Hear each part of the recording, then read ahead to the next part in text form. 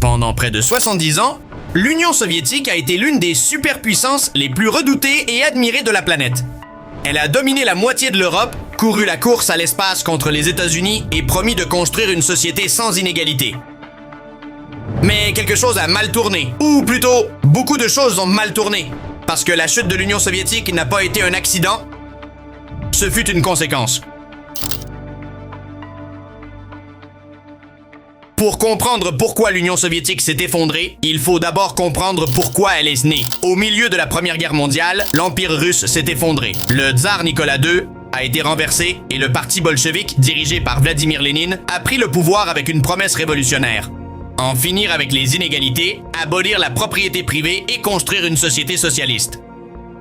Après la révolution de 1917, Lénine a tenté de construire une économie communiste en un temps record. Il a d'abord mis en place le communisme de guerre, dont l'objectif était de maintenir le pouvoir et de ravitailler l'armée rouge en pleine guerre. Mais au prix de paralyser l'économie et de provoquer une immense souffrance sociale. La production s'est effondrée, il y a eu des famines et du chaos. En 1921, Lénine change de stratégie et introduit la nouvelle politique économique, un mélange de socialisme avec quelques doses de capitalisme permettant aux paysans et aux petits commerçants de vendre librement. Cela a sauvé l'économie de l'effondrement. Ainsi est née l'Union soviétique, une fédération de républiques avec la Russie comme force dominante. C'était la plus grande expérience communiste de l'histoire. Après la mort de Lénine, Staline prend le pouvoir et consolide un régime autoritaire.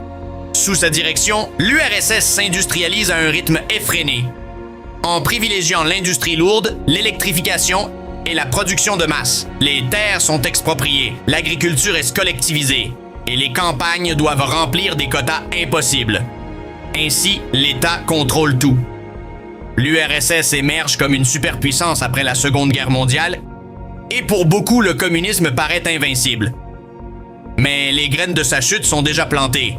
Une économie rigide, une politique fermée et un système qui ne tolère aucun changement. Et qu'est-ce qui pourrait mal tourner, n'est-ce pas? Ils essayaient juste de reconstruire toute la société humaine depuis zéro. Sans brouillon. Puis arrive Brejnev, le dirigeant qui gouverne pendant presque 2 décennies et sous qui l'URSS commence à stagner sans que personne ne s'en rende compte. C'était le maître du toujours plus de la même chose. Sous son mandat, l'économie soviétique entre dans une phase appelée la période de stagnation. En pratique, le modèle économique ne fonctionne plus. Le système pourrit en silence pendant que des millions de gens font la queue pour un peu de pain. La croissance économique, forte dans les années 50 et 60, s'effondre presque à zéro. Avec le temps, la population perd la foi, pas seulement dans le système économique, mais dans la promesse elle-même. Un autre facteur clé de l'effondrement de l'URSS, les dépenses militaires énormes. Pendant la guerre froide, l'Union soviétique consacre une part disproportionnée de son économie à la course aux armements contre les États-Unis. Fabrication d'armes nucléaires, maintien de millions de soldats, financement de guerres indirectes.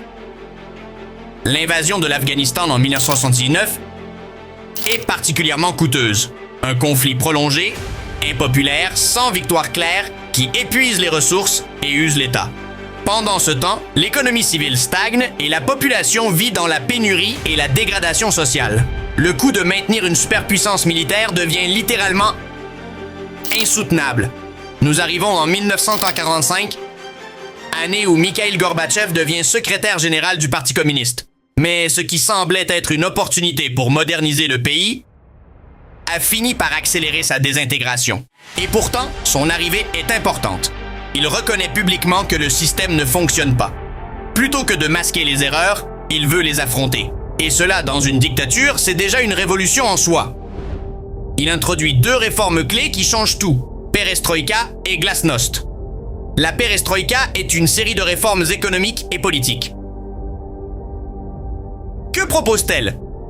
Donner de l'autonomie aux entreprises d'État, légaliser les petites entreprises privées et réduire partiellement le contrôle de l'État. Mais il y a un problème. Tout le système est conçu pour faire le contraire. Les réformes arrivent trop tard, sont mal coordonnées, dans une structure incapable de les soutenir. Ce qui était pensé comme une réparation finit par ouvrir les vannes d'un barrage fissuré. La production chute, les entreprises désorientés par la nouvelle liberté, perdent en efficacité. L'inflation explose et les pénuries s'aggravent, atteignant plus de 150% d'inflation annuelle. En URSS, il n'y avait pas de secteur bancaire privé. Tout était contrôlé par l'État via la Banque centrale. La Gosbank. Une des mesures de Gorbatchev est de permettre des réformes monétaires et bancaires. Des banques coopératives non régulées sont créées, ce qui fait exploser le crédit et la spéculation, aggravant le chaos financier. Cette dynamique est l'un des derniers coups portés à l'économie soviétique. Car quand la monnaie d'un pays devient du papier sans valeur, tout le système s'effondre. Mais tout n'est pas si sombre.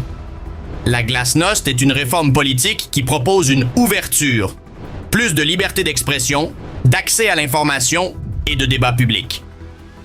Pour la première fois, les Soviétiques peuvent parler librement de leurs problèmes. La presse cesse d'être une simple propagande. On publie des reportages sur la corruption, la pauvreté, les erreurs du passé, même sur les atrocités de Staline. Un système basé sur la censure peut-il survivre lorsque la vérité commence à émerger? Un autre séisme se prépare à l'intérieur de l'URSS, conséquence directe de la glasnost. L'éveil des identités nationales, les peuples commencent à parler. L'Union soviétique n'était pas un pays homogène. Elle était composée de 15 républiques, beaucoup avec leur propre langue, culture, histoire et surtout leurs propres ressentiments. Chaque république a ses revendications.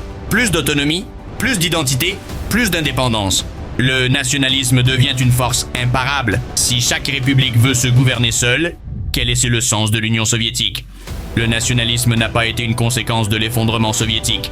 Il en fut l'une des principales causes. Car quand les républiques cessent de croire au projet commun, il n'y a plus d'économie, d'armée ni de discours capables de maintenir l'édifice. Quand Gorbatchev lance la glasnost et la perestroïka, il ne veut pas seulement réformer l'économie, il veut aussi démocratiser partiellement le système politique. Cela implique d'autoriser de vraies élections, même limitées, d'ouvrir des espaces de débat et d'accepter un certain pluralisme. En 1949, il existe déjà des mouvements d'opposition à l'intérieur et à l'extérieur du parti. Cette même année, l'URSS organise des élections historiques. Les candidats officiels du parti sont battus. Un des cas les plus symboliques. Boris Eltsine, élu avec plus de 90% des voix, devient une star politique. 1990 est l'année où l'Union soviétique commence à se désintégrer sous les yeux du monde. Une année de crise totale. La chute de l'URSS fait partie d'un effet domino en Europe de l'Est. En 1949, des pays comme la Pologne, la Hongrie et l'Allemagne de l'Est abandonnent le communisme. La chute du mur de Berlin symbolise la fin du contrôle soviétique sur le bloc socialiste. Isolée, sans alliés, l'URSS est affaiblie et l'effondrement devient inévitable. Inspirées, les républiques soviétiques commencent à déclarer leur souveraineté une à une.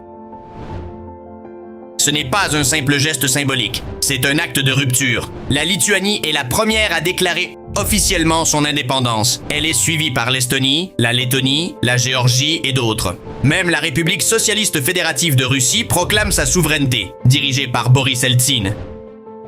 Déjà icône de l'opposition au régime soviétique. Que signifie cela? Que même la Russie ne reconnaît plus pleinement le pouvoir du gouvernement central soviétique. Après une année de crise, 1991 marque l'acte final de l'Union soviétique. L'effondrement n'est pas une explosion soudaine, c'est un effondrement au ralenti, devenu irréversible. En août, un groupe de hauts fonctionnaires du gouvernement, de l'armée et du KGB tente un coup d'État contre Gorbatchev. Mais le coup échoue en 3 jours et la population descend dans la rue pour défendre la démocratie.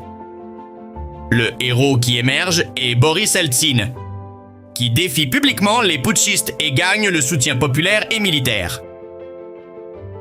Après l'échec du coup, le Parti communiste est suspendu, plusieurs républiques en profitent pour déclarer immédiatement leur indépendance, et Gorbatchev n'a plus de pouvoir réel. En décembre, Mikhail Gorbatchev annonce sa démission comme président de l'URSS. Ce même jour, le drapeau soviétique est abaissé du Kremlin pour la dernière fois. À sa place, flotte le tricolore russe. L'Union soviétique cesse officiellement d'exister. L'histoire de l'Union soviétique est un puissant rappel qu'aucun système n'est invulnérable. Lorsque les fondations économiques, politiques et sociales s'affaiblissent, même le géant le plus imposant peut s'effondrer de l'intérieur. Et bien que l'URSS ait disparu il y a plus de 30 ans, les leçons de sa chute restent actuelles. Car comprendre sa chute nous aide à mieux comprendre le présent et peut-être à prévoir l'avenir. Dis-moi ce que tu en penses dans les commentaires. Penses-tu que l'histoire de l'URSS est un avertissement ou un cas unique? Si tu as aimé la vidéo, laisse un like, abonne-toi et active la cloche pour plus d'histoires qui ont marqué le monde.